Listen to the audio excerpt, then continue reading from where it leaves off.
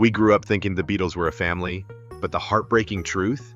George Harrison spent years resenting Paul McCartney, and the wound ran so deep it followed him all the way to his final words. George didn't shout. He didn't throw chairs or storm out in public the way other rock stars did. Instead, his grudge lived in silence, festering, hidden behind meditation and mantras.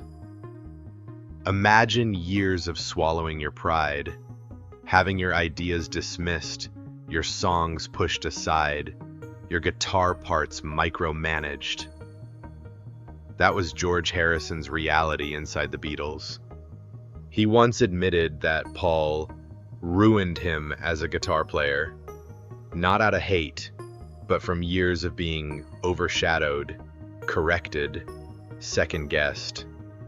And when George finally spoke about it, decades later, you could still hear the sting in his voice. The quiet Beatle, maybe to the world, but behind closed doors, he was a man simmering with anger.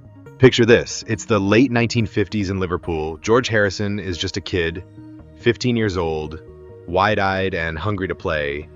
He looks up to Paul McCartney, who's older, sharper, and full of confidence. And above Paul is John Lennon, the genius, the rebel, the fearless leader.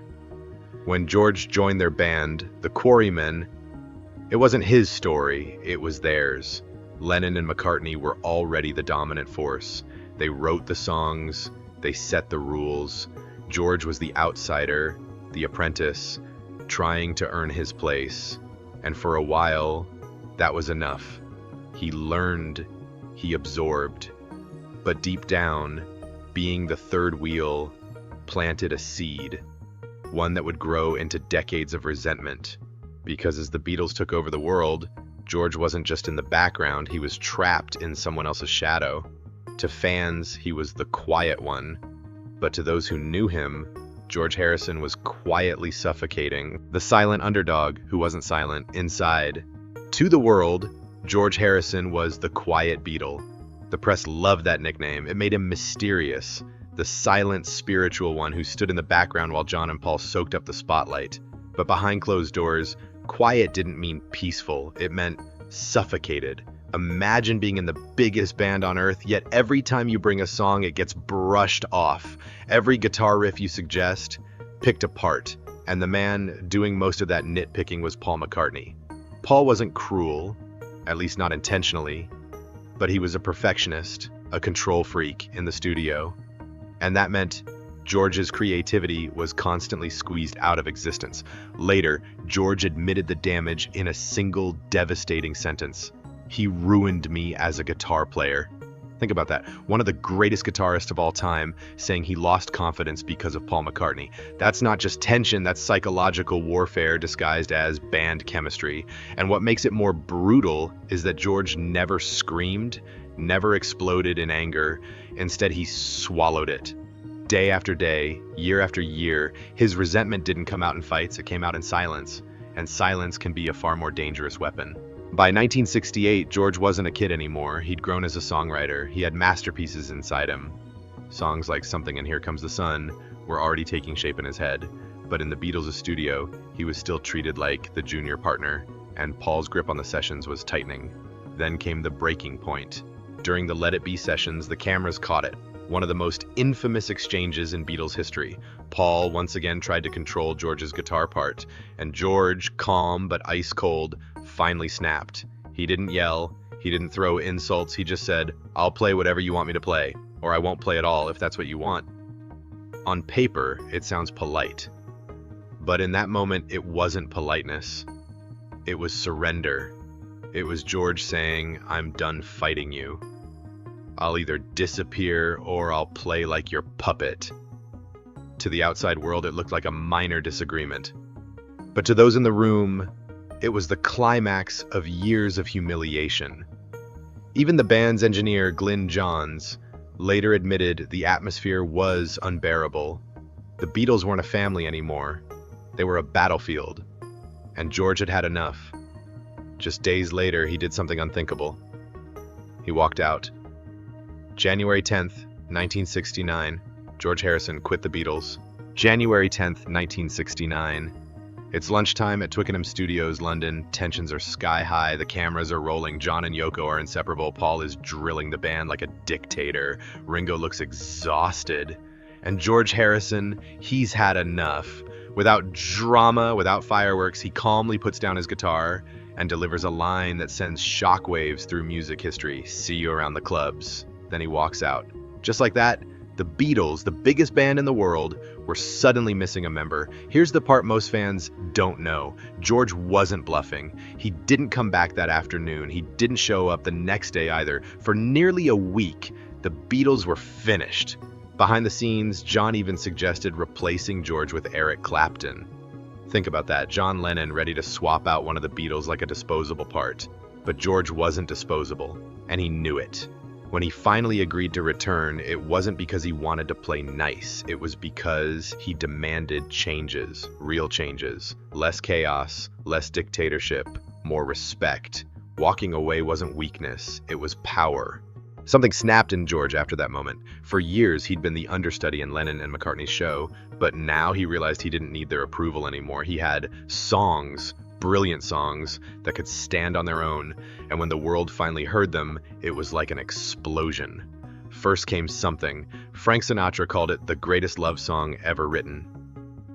Then came Here Comes the Sun, written on a day George skipped a Beatles meeting to relax in Eric Clapton's garden. Two of the most beloved Beatles songs ever, both written by the quiet Beatle. But even that was just the beginning. When the Beatles finally split, George unloaded years of suppressed creativity into his triple album, All Things Must Pass. While John and Paul were still fighting through their solo debuts, George dropped a masterpiece. Songs like My Sweet Lord and Isn't It a Pity proved what he'd been saying all along. He wasn't the sidekick. He was the secret weapon. And here's the scandal. The Beatles had been sitting on this talent for years, refusing to let it shine. George Harrison went from being the most overlooked Beatle to the one with the biggest solo success right out of the gate. For George, it wasn't just music, it was revenge. When the Beatles finally fell apart in 1970, you'd think George would feel free, light, unchained. And in some ways he did. But freedom also gave him something else, a chance to finally say everything he'd swallowed in silence for years. And George didn't need interviews to air his grudges. He had something far more powerful, music. Listen closely to his solo album, All Things Must Pass.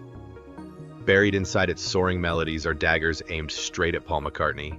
Take Wah Wah. On the surface, it's a funky jam, but George later admitted it was about Paul, about the endless arguments, the suffocating control, the feeling of being pushed into the background. The song is basically George's breakup letter to Paul, drenched in sarcasm and bitterness.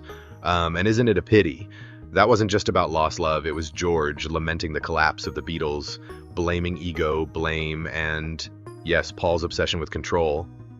These weren't love songs, they were revenge songs. While Paul was out singing about, maybe I'm amazed, George was spitting out years of frustration in cryptic lines that Beatles fans have been decoding for decades. It wasn't subtle if you knew the backstory. It was George finally fighting back with the only weapon he trusted, his guitar. But here's the part that makes this story truly scandalous. Even decades later, even after spiritual journeys, meditation, and fame, George never let it go.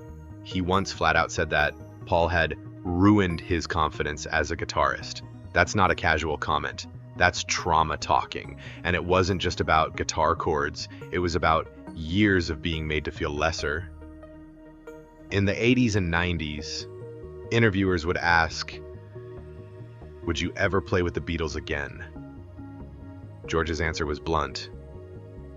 With John, absolutely. With Ringo, of course. With Paul, no chance. Even during the 1990s anthology reunion, when millions of fans were thrilled to see the surviving Beatles together, George wasn't thrilled at all. In fact, he complained that working with Paul again felt like going back to school. Imagine that, one of the most legendary rock reunions of all time, and George is rolling his eyes. treating Paul like the overbearing teacher he'd never escaped from. This wasn't just tension, this was a lifelong wound.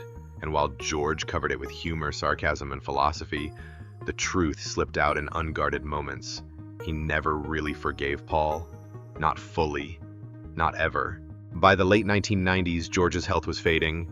Cancer had taken hold. The sharp-witted, sarcastic Beatle was suddenly fragile, vulnerable. And in those final years, Paul came to visit him. Now here's where it gets powerful.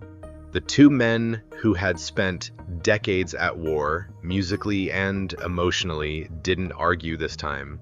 They didn't fight about who was in charge.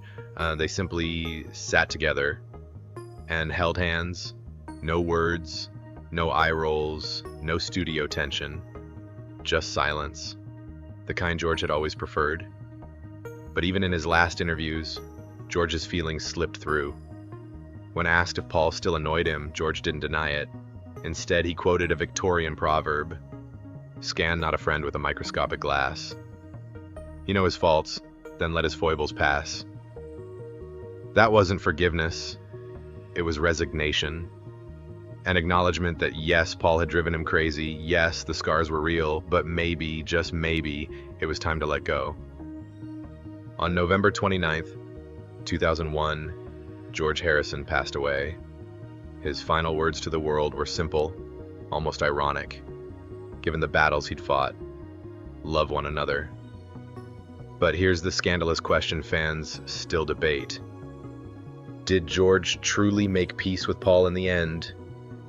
Or did he carry that bitterness, that lifelong wound, all the way to his final breath? George Harrison died on November 29th, 2001. His final words were simple, love one another. But his story leaves us wondering, did George and Paul ever truly make peace? Or did the scars of silence, control, and resentment remain to the very end?